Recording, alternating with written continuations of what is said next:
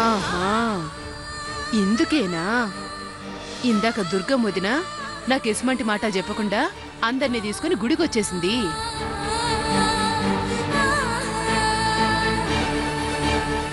అందుకేనా ఈ సీనయ్యని పద్మావతిని కల్పనీకి ఈడికి తీసుకొచ్చిందన్నమాట.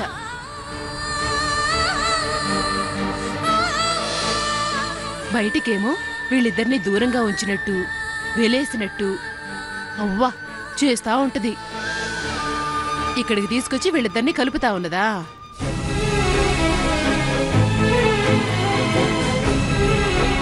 గది నేను చూస్తే గొడవ పడతానని, ఊరుకోనని, నానా రకాలుగా గొడవ చేస్తానని నాకు చెప్పకుండా, నన్ను పిలవకుండా కుటుంబం మొత్తాన్ని తీసుకొచ్చింది.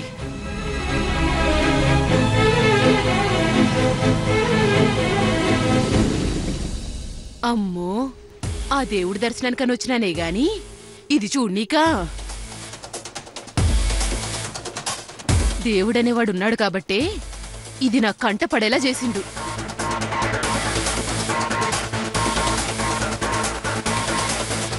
చెప్తా చెప్తా, ఇంటికొస్తారు కదా, ఇంటికాడు చూసుకుంటా. రండి, చూస్తా ఊరుకుంటానా? చెప్తా.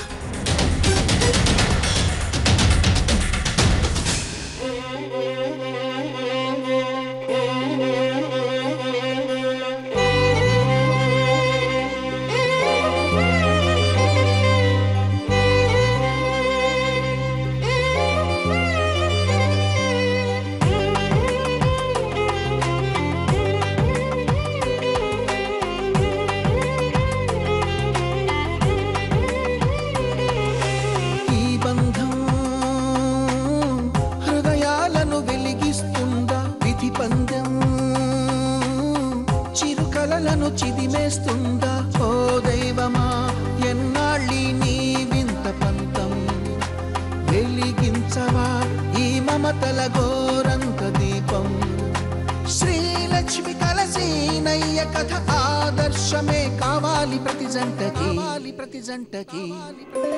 ఈ బంధం హనుమయ్యే కలిపిన కమ్మని రమణి.